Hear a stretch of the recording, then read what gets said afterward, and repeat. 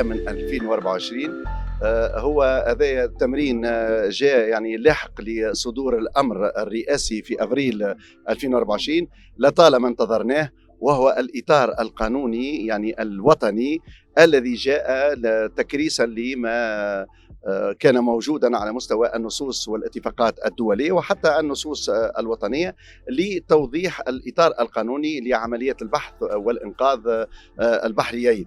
فيعني التشريع الوطني اليوم هو يستجيب لهذه التعهدات الدولية ويتهيأ لمراجعة دورية إلزامية إن شاء الله ستكون في فيفري 2025. فكان ولا بد من صدور هذا القانون للتعريف بأن لنا إطار قانوني ولنا جهة وهي المصلحة الوطنية لخفر السواحل هي المكلفة والمتعاهدة، وهي الممثلة والسلطة البحرية التي اعترف بها القانون الوطني والدولي، وستضبط من خلال ما تضمنه هذا الأمر مختلف المحطات، من ذلك يعني إحداث مركز تنسيق والذي هو في حد ذاته يتضمن خلية تنسيقية بين كل الأطراف المتداخلة. هو في الحقيقة يعني جيش البحر من خلال المصلحة الوطنية لخفر السواحل لا يحتكر هذا المجال يعني إلا على مستوى القانوني وعلى مستوى المسؤولية، ولكن بالتنسيق يعني ويؤمن تنسيق كل المتدخلين من كل الجهات، من وزارة الداخلية، وزارة المالية يعني ممثلة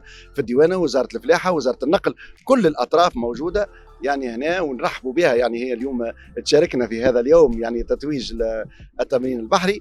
فإن شاء الله يعني التمرين هذا هو فيه نوع من الاختبار، يعني فيه تقييم ذاتي وفيه يعني رفع درجة الوعي بقيمة عمليات البحث والإنقاذ اللي هي فيها مهام إنسانية يعني بالأساس، وذلك علاش يعني هي مرتبطة بالاتفاقيات الدولية.